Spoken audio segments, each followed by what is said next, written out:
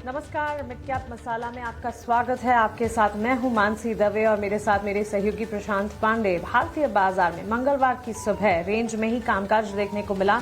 कमजोरी इनफैक्ट हावी होती हुई नजर आए, लेकिन वहां से at this point in time अगर आप देखेंगे तो रिकवरी मोड जो है वो अटेम्प्ट होता हुआ दिख रहा है। 100 अंक की ही रिकवरी, छोटी सी रिकवरी, लेकिन एटलीस्ट थोड़ी बहुत रिकवरी नीचे से संभलते हुए मार्केट्स निफ्टी में 25,963 के लेवल्स हरे निशान के साथ यहां पर कामकाज दिन भर हमने देखा। अच्छी दिन की शुरुआत से ही हम इनफैक्ट देख रहे हैं कि यहां पर कमजोरी का रुझान था, वहां से कमजोरी जो है मजबूती में तब्दील होती हुई नजर आती हुई दिन के निचले स्तर से 300 अंक संभलकर 58,950 के ऊपर बैंक निफ्टी भी इस वक्त नजर आ रहा है। मजबूती के साइंस वहां पर भी, ब्रॉडर मार्केट्स पर भी नजर होनी चाहिए, वहां पर भी एक्शन जो है वो नजर आ रहा है। मोमेंटम बेस्ड कामकाज, ऑफकोर्स स्टॉक वाइज मूव ज्यादा दिखेंगे। इंडेक्स जो है वो इन दिनों परफॉर्म नहीं कर रहे इतना, लेकिन at this point in time इस वक्त की सिचुएशन को अगर आप देखेंगे तो निचले स्तरों से बेंचमार्क्स और ब्रॉडर मार्केट्स लिटरली रिकवर करने की कोशिश करते हुए।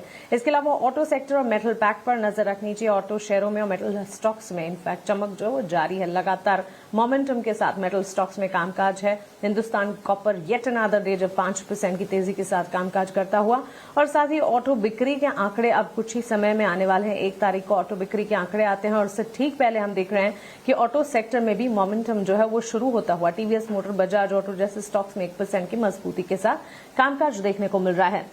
निफ्टी ऑटो इंडेक्स और मेटल इंडेक्स है जो कि इस वक्त आउट परफॉर्म करते हुए नजर आ रहे हैं। फर्टिलाइजर स्टॉक्स बजट से ठीक पहले हम देख रहे हैं मूवमेंट दिखाते हुए, और बजट से ठीक पहले इन तमाम पॉकेट्स और स्क्रिप्ट्स और स्पेसेस पर नजर होनी भी चाहिए। अच्छा एक्शन, अच्छे मूव के साथ कामकाज, और हो सकता है कि बजट में कुछ अनाउंसमेंट आते दिखे तो इन सेक्टर्स में और ज्यादा तेजी नजर आए।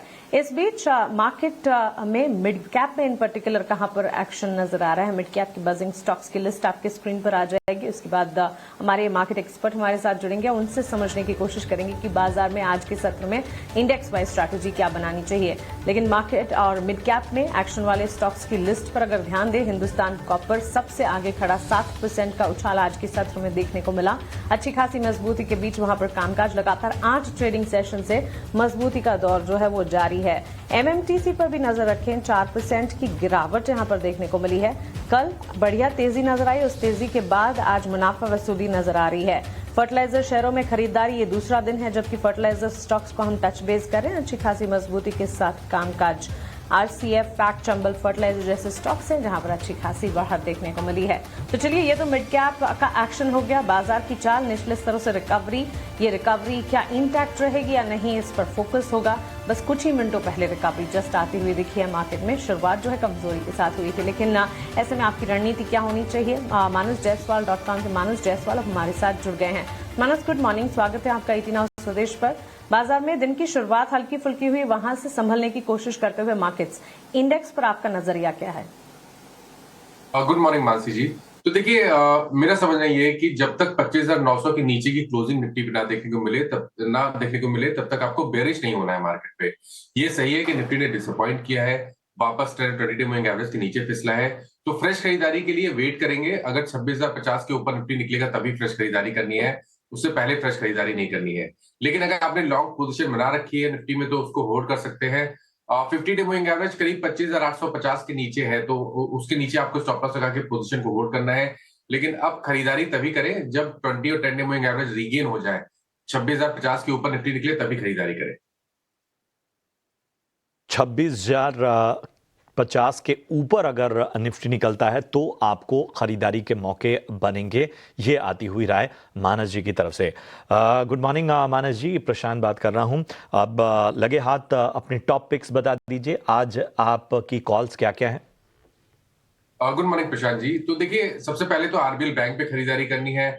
यहाँ पर अगर आप देखें तो स्टॉक ने वापस 10-20 मूविंग एवरेज को रीगेन कर लिया है, और आज के पैटर्न को देख के लग रहा है कि शायद ये 320 रुपए की तरफ जाने की कोशिश करेगा। तो 320 रुपए के टारगेट के लिए आरबीएल बैंक में खरीदारी करेंगे।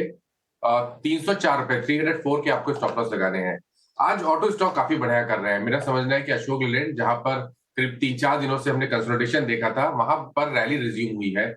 स्टॉक बिल्कुल तैयार है रीसेंट हाई को ब्रेक करने के लिए। तो अशोक लेलैंड में करंट लेवल्स पे खरीदारी करेंगे, 174 का स्टॉप लॉस लगाएंगे, 184 के टारगेट सेट करेंगे। तो दो स्टॉक्स की यहाँ पर चर्चा। पहला आरबीएल बैंक, यहाँ पर स्टॉप लॉस आपको 304 का लगाना है, टारगेट 320 का। अशोक लेलैंड में भी खरीदारी की राय इस बाजार में, स्टॉप लॉस 174 का और टारगेट जो है वो 184 रुपए का यहाँ पर मेंटेन करना है। चलिए, हमने शुरुआती तौर पर बताया था आपको कि कहाँ पर एक्शन नजर आ रहा है, तो टॉप 3 एक्शन की बात सबसे पहले करेंगे और उसके बाद बाकी एक्शन को हम अपने रडार पर ले आएंगे। हिंद कॉपर 7% का उछाल इस वक्त हमें देखने को मिल रहा है। लगातार 8वां दिन है जब हिंद कॉपर में तेजी देखने को मिल रही है। कल हमने देखा कि सिल्वर में करेक्शन के बावजूद जो है और वो हिंद कॉपर ऊपरी स्तरों से थोड़ा फिसला, लेकिन हरे निशान में ही क्लोजिंग ली उसने, लगभग 2.5-3% के आसपास। और आज देखिए, आज जबरदस्त तेजी लगभग 6% और उसका इम्पैक्ट आज देखिए यहाँ पर देखने को मिल रहा है। दूसरा स्टॉक कल भी हमने बात की थी, एमएमटीसी। यहाँ पर जो एक पिछले 5 ट्रेडिंग सेशन से लगातार फर्राटा रफ्तार जो चल रही थी उस पर ब्रेक लग गया है। 4% की गिरावट आज एमएमटीसी लिमिटेड में देखने को मिल रही है और जिस तरह की तेजी थी उसको कहीं ना कहीं लगता है लोगों ने मुनाफा बांधा है, वो इम्पैक्ट हमें देखने को मिल रहा है। इसके अलावा फर्टिलाइजर शेयरों में जो है वो तेजी लौटी है। बजट भी करीब है और बड़ा एक तरह से कह सकते हैं ना, ये सीजनैलिटी फैक्टर के अलावा इस तरह के फैक्टर्स भी होते हैं। खासतौर पे देखिए आरसीएफ और फैक्ट, दीपक फर्टिलाइजर नहीं, आरसीएफ और फैक्ट लेकर आइए। यहां पर आप देखेंगे तेजी हमें देखने को मिल रही है आरसीएफ और फैक्ट में। तो मानस, बारी बारी से बताइए, हिंद कॉपर मतलब लगातार आउट परफॉर्मेंस जारी है। एमएमटीसी ने लगता है कि लोग इंतजार ही कर रहे थे कि कब बढ़िया उछाल आए, एक मोमेंटम दिखे और मुनाफा बांध लिया जाए। आरसीएफ और फैक्ट मतलब अमूमन फर्टिलाइजर शेयरों में मोमेंटम बहुत ही ट्रिगर पे ही आता है, तो इन तीनों स्टॉक को अलग अलग कैसे प्ले आउट किया जाए? तो देखिए, हिंदुस्तान कॉपर की जहां तक बात है, जिस तरह का ब्रेकआउट हमने पिछले हफ्ते देखा है लॉन्ग टर्म चार्ट पे, उसके टारगेट 620 के आसपास के आते हैं। करंट लेवल से भी 100 रुपए की तेजी देखने को मिल सकती है। अगर आपके पास लॉन्ग पोजीशन है, बने रहिए, डिप पे खरीदारी करिए और 440 का स्टॉप लॉस लगा ले।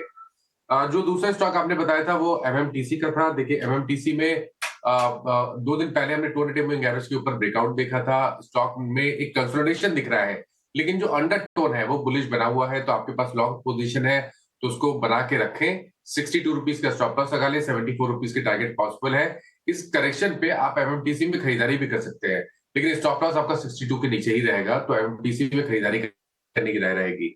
आपने जो फर्टिलाइजर स्टॉक्स की बात की, मैंने आरसीएफ और फैक्ट दोनों के चार्ट देखे। देखिए, आरसीएफ में अभी खरीदारी ना करें। जब 200 मूविंग एवरेज के ऊपर निकले, 150 रुपए के ऊपर निकले, तब आप आरसीएफ में खरीदारी कर सकते हैं। लेकिन फैक्ट में एक चांस ले सकते हैं, क्योंकि फैक्ट में एक इनवर्स रेजिस्टेंस पैटर्न का ब्रेकआउट है। करंट लेवल्स पे आप फैक्ट में खरीदारी कर सकते हैं। 880 रुपए का आपको स्टॉप लॉस लगाना है और 1000 रुपए की टारगेट सेट करना है।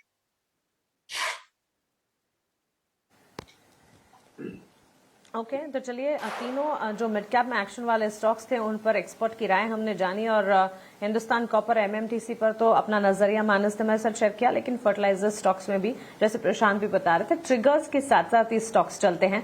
आरसीएफ, चंबल फर्टिलाइजर, फैक्ट जैसे स्टॉक्स है जहां पर मजबूती है और अब यहां से आगे बजट तक क्या मोमेंटम कायम रहता है, नहीं, इस पर खास तौर से नजर रहेगी।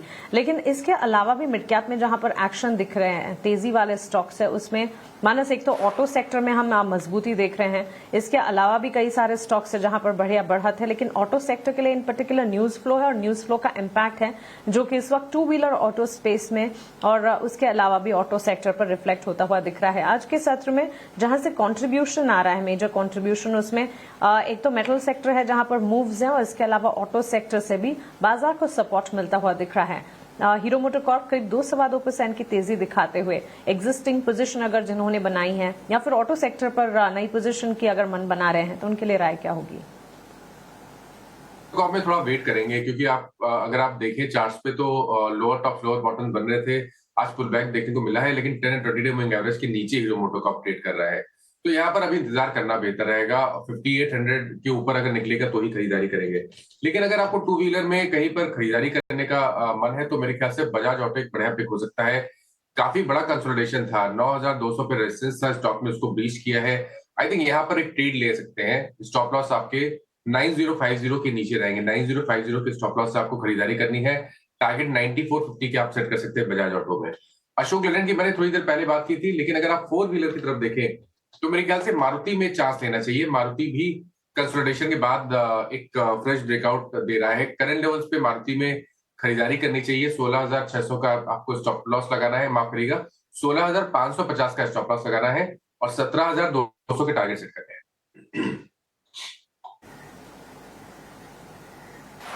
ओके तो चलिए ऑटो सेक्टर पर एक नजरिया और मेटल सेक्टर और साथ ही पीएसयू बैंक स्पेस। मानस, इस वक्त जो 2 से 3 सेक्टर्स बाजार को संभाल रहे हैं उसमें सबसे आगे ऑटो खड़ा है, उसके ठीक साथ मेटल और पीएसयू बैंक स्पेस में भी हम देख रहे हैं एटलीस्ट हरे निशान के साथ कामकाज देखने को मिल रहा है। मिड कैप में भी एक्शन वाले स्टॉक्स की सूची में हिंदुस्तान कॉपर पर आपने अपना टेक दिया, लेकिन साथ साथ कुछ तमाम बैंक्स एंड फाइनेंशियल से जुड़े स्टॉक्स भी हैं। इंडियन बैंक ही देख लीजिए, आज के सत्र में यहां पर भी तेजी नजर आ रही है। इसके अलावा नैल्को, एनएमडीसी जैसे स्टॉक्स में भी मजबूती है। इन मजबूती वाले स्टॉक्स पर राय क्या होगी? करीब 1.5 से लेकर 2.5% तक की बढ़त इन स्टॉक्स में नजर आ रही है। देखिए, मेटल में काफी काउंटर्स अच्छे लगते हैं, लेकिन आज के पैटर्न को देख के मेरा समझना है कि जेएसएल पे ध्यान दीजिए। मैं जिंदल स्टील की बात कर रहा हूं, जहां पर स्टॉक ने 804 रुपए के ऊपर का एक ब्रेकआउट दिया है। काफी बढ़िया वॉल्यूम देखने को मिल रहे हैं। तो जेएसएल में एक ट्रेडिंग मूव के लिए आप 794 के स्टॉप लॉस खरीदारी कर सकते हैं। 840 रुपए तक के टारगेट पॉसिबल है। जो बैंकिंग स्टॉक्स है, वहां मैंने आरबीएल बैंक की बात की, आपने बिल्कुल सही स्टॉक पकड़ा, इंडियन बैंक, जहां पर अगर आप 60 मिनट चार्ट पे जाएंगे तो वहां पर इनवर्स रेजिस्टेंस पैटर्न दिखता है। इसका ब्रेकआउट हमने देख लिया है। 10 और 22 मूविंग एवरेज के ऊपर स्टॉक निकला है, तो एक बढ़िया ट्रेडिंग बेट हो सकता है। 780 के स्टॉप लॉस से यहाँ पर आप खरीदारी कर सकते हैं। 825 रुपए तक के टारगेट पॉसिबल है। तो तमाम कमाई के मौके फटाफट से आपको बताए मानस ने। हम बढ़ेंगे आगे और अब आपके लिए लेकर आएंगे ऑप्शंस के चैंपियन।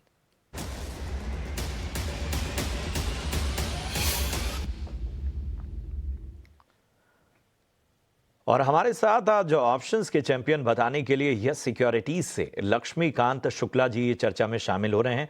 लक्ष्मीकांत जी, गुड मॉर्निंग। प्रशांत बात कर रहा हूं। बताइए, ऑप्शन की रणनीति इस बाजार में आपकी तरफ से क्या होगी? प्रशांत जी, सुप्रभात। हमें बीपीसीएल में एक रेंज ब्रेक थ्रू मिलता हुआ दिखाई दे रहा है। स्टॉक अभी अपने प्रीवियस स्विंग हाई के ऊपर ही ट्रेड कर रहा है और अगर हम मूविंग एवरेज को भी देखें तो वो भी ऊपर की तरफ बढ़त बनाते हुए दिखाई दे रहे हैं डेली के चार्ट्स पर। तो हमें बीपीसीएल का 375 का कॉल ऑप्शन बाय करना है, जो कि हमें जनवरी मंथ का बाय करना है। हमें 10 रुपीज के आसपास ही मिल जाएगा। अभी इसका जो प्राइस है 10 रुपीज के पास ही है। हमारा जो टारगेट रहेगा वो 14 रुपीज का रहेगा और स्टॉप लॉस हमें 8 रुपीज का मेंटेन रखना है। तो जो लॉट साइज को देखते हुए जो मैक्सिमम रिस्क बन रहा है वो बन रहा है 3,950 का, और टारगेट अगर अचीव होते हैं तो जो मैक्सिमम रिवॉर्ड है वो आता हुआ दिखाई दे रहा है 7,900 रुपीज का। शुक्रिया करेंगे लक्ष्मीकांत जी आपका इस अहम रणनीति के लिए। तो बीपीसीएल की आपको ऑप्शन की कॉल खरीदनी है। 375 रुपए की कॉल आपको 10 रुपए के प्रीमियम पर लेनी है। लक्ष्य 14 का, स्टॉप लॉस 8 रुपए का मेंटेन करना है। यहां पर अधिकतम जो मुनाफा है वो 7,900 तक का नजर आ सकता है और नुकसान 3,950 तक के हो सकते हैं। यहां पर सेबी का स्टैंडर्ड रिस्क डिस्क्लोजर भी जान लीजिए, जो कहता है कि फ्यूचर और ऑप्शन ट्रेडिंग में 90% लोग पैसे गंवाते हैं, इसलिए सोच समझकर ट्रेडिंग इनिशिएट करें और अपने वित्तीय सलाहकार यानी फाइनेंशियल एडवाइजर की सलाह जरूर लें। चलिए, इन सब के बीच में अब एक बार फिर से मार्केट पर नज़र डालते हैं और हम तमाम चीज़ों को देखें तो इस वक्त अभी भी बाजार कहीं ना कहीं फ्लैट ही कारोबार होता हुआ और 25,950 के पास हरे निशान में निफ्टी और 70 अंकों की एक मामूली तेज़ी 59,000 के करीब इस वक्त बैंक निफ्टी। ब्रेक के उस पार आपको और भी अहम रणनीति और कमाई के मौके बताएंगे, बने रहिए हमारे साथ। ब्रेक के बाद स्वागत है आपका। आप देख रहे हैं मिड कैप मसाला। बाजार रिकवरी अटेम्प्ट करने की कोशिश कर रहा है और इस कोशिश में auto sector, banks and financials और मेटल सेक्टर से जुड़े स्क्रिप्ट्स और स्टॉक्स हैं जो कि सबसे ज्यादा बाजार को इस वक्त सपोर्ट करने का काम कर रहे हैं। महिंद्रा एंड महिंद्रा, भारतीय Airtel, Maruti, axis bank, Bajaj auto, कुछ तमाम लार्जर कॉन्ट्रीब्यूटर्स जो कि बाजार को संभालने का काम कर रहे हैं। On the flip side Infosys, Kotak bank, ICICI bank, HDFC bank, Tata consumer जैसे स्टॉक्स हैं जहां से बिकवाली हाथ लगी है। मानस जायसवाल बने हुए हैं हमारे साथ। और मानस, मिड कैप के तेजी वाले स्टॉक्स पर आप अपना नजरिया हमें बता रहे थे, अब मिड कैप के गिरने वाले स्टॉक्स पर भी एक टेक आपसे जानना चाहेंगे। रेलवे स्टॉक्स में अच्छी खासी मजबूती थी। पिछले हफ्ते हमने देखा रेल किराए में बढ़ोतरी का असर नजर आया, लेकिन अब वहां से कल से ही देख रहे हैं रेलवे स्टॉक्स में वो गेन्स जो हैं वो मुनाफा वसूली मानो आती हुई दिख रही है और रेलवे स्टॉक्स अब गिरावट झेल रहे हैं। लार्जर प्लेयर्स लाइक IRCTC में आज गिरावट है। इसके अलावा भारतीय एक्सिकॉम, गोडफ्रे फिलिप्स, वारी एनर्जी जैसे स्टॉक्स, गोडफ्रे फिलिप्स भी पिछले महीनों हमने देखा था न्यूज फ्लो के चलते काफी अच्छा एक्शन दिखाया है स्टॉक ने और अब यहां से डाउनसाइड नजर आ रही है। मिड कैप के इन गिरने वाले स्टॉक्स में अगर आपका कोई नजरिया है बताइए। तो देखिए, पहले तो अगर हम एक वीक स्ट्रक्चर की बात करें तो वो गोडफ्रे फिलिप होगा। यहाँ पर पहले से लोअर टॉप फ्लोर बॉटम बन रहे थे। स्टॉक ने रिकवरी दिखाई लेकिन स्टॉक 200 मूविंग एवरेज के ऊपर नहीं निकला। आज एक फ्रेश ब्रेकडाउन है, तो यहाँ पर शायद वीकनेस बढ़ सकती है। आई थिंक 2600 रुपए तक के भाव आपको वापस देखने को मिल सकते हैं। तो आई थिंक इस गिरावट पे खरीदारी नहीं करनी चाहिए। जहां तक बात देखिए रेलवे स्टॉक्स की है, मेरा समझना है कि कुछ स्टॉक रेलवे स्टॉक्स में ऐसे हैं जो जहां पर आप इस करेक्शन पे खरीदारी कर सकते हैं। अगर एक स्टॉक पिक करना हो तो वो रेलटेल का होगा, जहां पर हमने दो दिन पहले 200 मूविंग एवरेज के ऊपर ब्रेकआउट देखा था, फिर करेक्शन देखने को मिला। लेकिन आई थिंक यहाँ पर जो मेन ट्रेंड है वो बुलिश बना हुआ है, इसलिए इस करेक्शन पे खरीदारी कर सकते हैं। 350 रुपए के स्टॉप लॉस से 405 रुपए की टारगेट के लिए।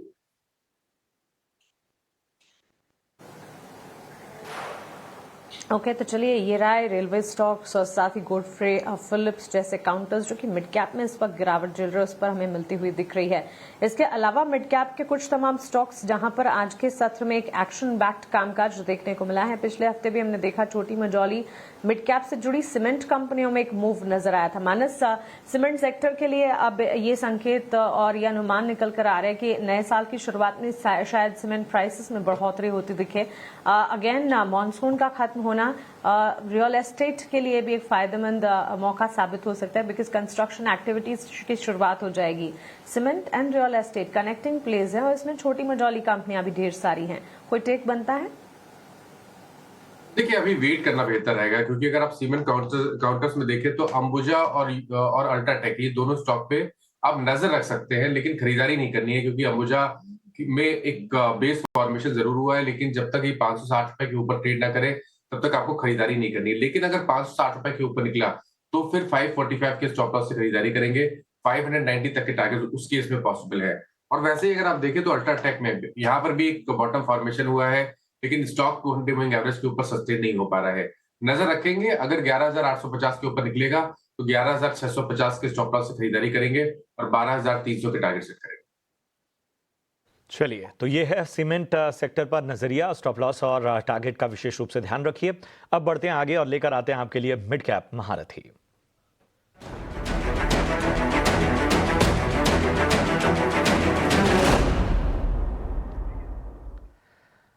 और आज महारथी स्टॉक बताने के लिए हमारे साथ SBI कैपिटल सिक्योरिटीज से सनी अग्रवाल जुड़ चुके हैं।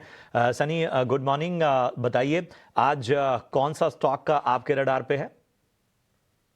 या very good morning to you and all the viewers. आज ऑटो सेक्टर से मैं फोर्स मोटर्स को रिकमेंड करना चाहूंगा with a price target of 22,000 and investment horizon of 6 to 12 month. Basically company के कारोबार की बात करें तो one of an leading commercial light commercial vehicle manufacturer है, जहां इनका 70% मार्केट शेयर है। दो पॉपुलर ब्रांड जो इनके किटी में है वो है ट्रैवलर नाम से जो ब्रांड है वो, और इसका एक अपग्रेडेड वर्जन अर्बेनिया जो इन्होंने 12 से 15 महीने पहले लॉन्च किया था। बेसिकली ये स्टॉक हमें इसलिए अच्छा लगता है क्योंकि हमने देखा था कि GST रैशनलाइजेशन जो हुआ था 28 से 18% का ये सेगमेंट में, इसके चलते इनकी जो वॉल्यूम ग्रोथ है काफी रोबस्ट रही है। तो अगर आप अप्रैल से नवंबर की जो समय है उस वक्त देखेंगे तो 19% की वॉल्यूम ग्रोथ कंपनी ने दर्ज करी है।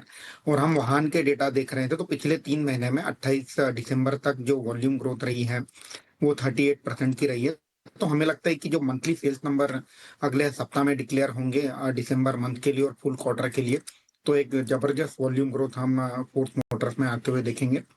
इसके अलावा इनका एक जेवी है जो फोर्स MTU पावर सिस्टम के नाम से जाना जाता है, जहां इनका 51% स्टेक है और 49% स्टेक रॉल्स रॉयस का है, जो रॉल्स रॉयस के लिए ग्लोबली इंजन मैन्युफैक्चर करती है। और अगर आपने ध्यान दिया होगा कि कल एक न्यूज भी थी कि रॉल्स रॉयस इंडिया को एक लार्ज मैन्युफैक्चरिंग हब बनाएगा, तो मुझे लगता है कि आगे जाके इनकी जो सब्सिडरी है इसका भी बेनिफिट लॉन्ग टर्म में प्ले आउट होते दिखेगा।